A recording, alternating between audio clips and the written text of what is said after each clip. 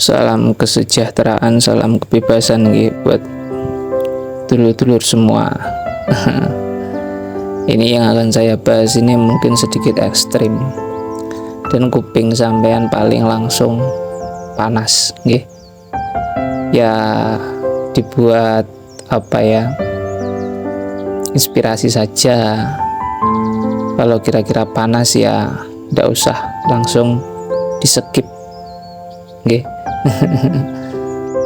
Pada kesempatan ini saya ingin menceritakan sebuah teks kuno nggih, teks zaman dulu yang diberi nama Suluk Wujil. Ya, ini nanti kebenarannya menjadi milik sampean sendiri, sampean simpulkan sendiri. Seperti sebelum-sebelumnya, kesimpulan apapun yang sampean terima adalah sebuah kebenaran milik sampean sendiri.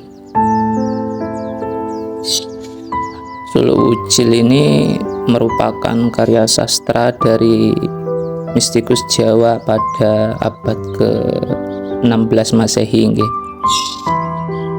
Di mana di sana diceritakan seseorang bernama Wujil yang mengadakan perjalanan jauh ke daerah Bonang, dan di sana beliau bertemu dengan Sunan Wahdat atau Sunan Bonang. Tujuannya ya mencari kebenaran. Kita bahas sedikit-sedikit. Yang pertama ada wejangan beliau Sunan Wahdat atau Sunan Bonang seperti ini: jangan lakukan sholat andai tiada tahu siapa yang dipuja. Bila mana kau lakukan juga, kau seperti memanah burung tanpa melepas anak panah dari busurnya. Jika kau lakukan akan sia-sia saja, karena yang dipuja adalah wujud khayalan semata. Jangan lakukan sholat andai tidak tahu siapa yang dipuja. Nggih. Ya, kita kan tidak tahu. Ya, ini jujur-jujuran saja nggih. Kita tanya pada diri sendiri nggih. Jangan terlalu emosi dulu. Jangan. Kita tanya pada diri sendiri, oh di mana Tuhanku? Tidak tahu. Lah itu kok mau sholat, mau menyembah? Siapa yang disembah? Tidak ada nggih. Sedangkan sholat itu sendiri erat kaitannya dengan syahadat. Syahadat itu enaknya ngomong perkenalan hamba dengan Tuhannya. Sebenarnya nggih, kita ini tidak tahu si hamba itu yang mana dan si Tuhan itu yang mana nggih. Ya, ini jujur-jujuran saja. Kita tanya pada diri sendiri. Makanya syahadat itu diletakkan di rukun yang pertama, karena ibadah apapun semuanya itu adalah turunan dari syahadat. Semua berkaitan dengan syahadat. Kalau syahadatnya belum benar, ya sia-sia semua ibadahnya nggih.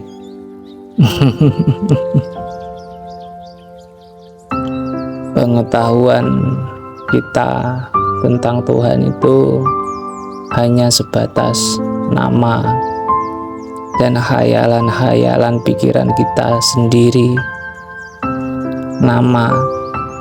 Nama itu tidaklah ada.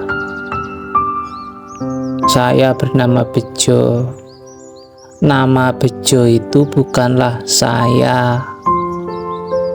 Pada awalnya saya tidak ada nama, yaitu keaslian dari saya. Sampean di tengah-tengah kota misalnya nggih. Sampean berucap gunung, berucap lautan. Lah, di tempat sampean sekarang gunung dan lautan itu tidak ada.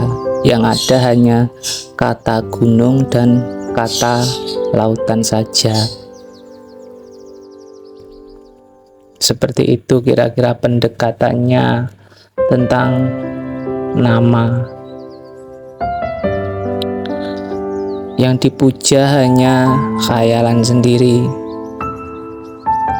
Ketika sampean mendengar kata-kata Allah atau Tuhan, pikiran sampean akan langsung berimajinasi, seolah-olah Tuhanku seperti ini itu, dan ini itu. Ini jujur-jujuran lagi, memang kenyataannya seperti itu.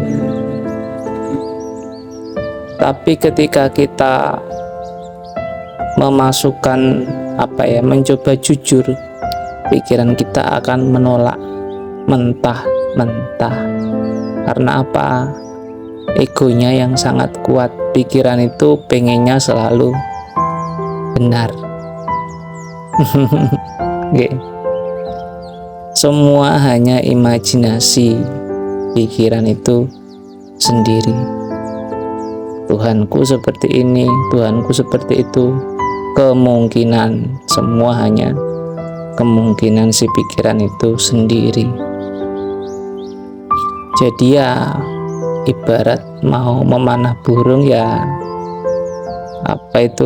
busurnya ya panahnya itu, anak panahnya tidak dilepas, jadi ndak kena-kena. Wong yang disembah ndak tahu kok mau kena gimana. Makanya itu ada sebuah hadis Nabi Muhammad, awal sebuah agama atau beragama itu adalah mengenal Tuhannya. Sekarang ini terbalik, beribadah dulu semua sebanyak-banyaknya, entah nanti atau kapan pasti ketemu Tuhannya. Ya terbalik. Tanya kepada diri sendiri lagi, terbalik apa? Ndak. Buat apa ibadah wong ndak tahu Tuhan? Harusnya tahu Tuhan dulu baru beribadah. Sebenarnya zaman mbah-mbah wali dulu, zaman mbah-mbah kita dulu seperti itu. Seperti itu gimana? Mencari Tuhan dulu baru beribadah. Ya memang sekarang cerita layar panggung sandiwaranya seperti ini. Tapi ndak tahu sekarang ini kok banyak beliau-beliau yang membuka ilmu tentang ini. Ndak tahu nanti ada apa, ndak tahu. Ya ini ada satu, nanti ada banyak, ada banyak. Ini satu saja dulu buat perenungan diri sendiri. Renungannya seperti ini. Mungkinkah kita menyembah atau beribadah tanpa kita tahu Tuhan itu yang mana?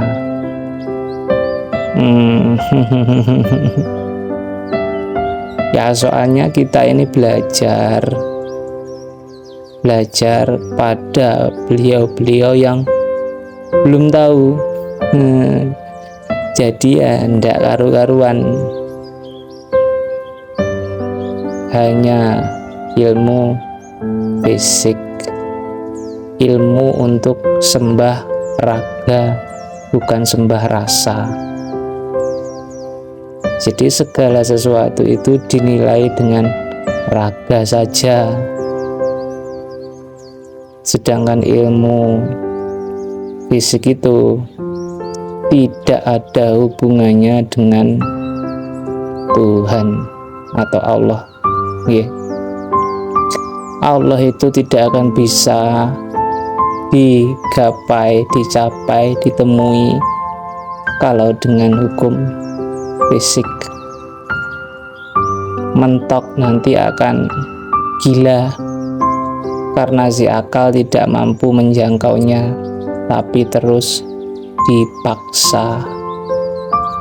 Meskipun pengetahuan sampean setinggi gunung, setinggi langit ketujuh dan langit tujuh di atasnya, ataupun buku kitab sampean 1000 almari, kalau masih membahas tentang hukum fisik, tidak ada gunanya.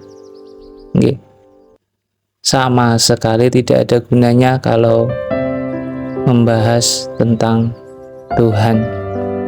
Beda lagi kalau zaman ingin mencari rupiah. Kitab sampean yang 1000 almari tadi ada gunanya kalau untuk mencari rupiah, tapi kalau untuk masalah Tuhan tidak berguna sama sekali.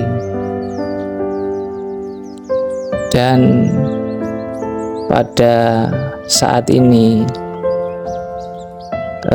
kita ini memandang orang itu, saudara kita itu hanya dari fisik. Misal seperti ini, itu anaknya penjambret, tidak akan bisa itu ketemu dengan Tuhan, wong tidak pernah belajar agama. Lagi, itu anaknya orang yang biasanya di lokalisasi, tidak bisa itu bertemu Tuhan. Anaknya orang kotor. Nah, itu merupakan sesuatu anggapan yang salah besar. Tuhan itu tidak menilai seseorang dari fisik. Batuk saya. Apalagi kalau sampai bicara seperti ini, kamu itu ilmunya masih rendah, kamu itu ilmu agamanya masih rendah, masih mencari dunia, nggak mungkin kamu tahu tentang Tuhan. Saya batuk lagi. Nggak karu-karuan.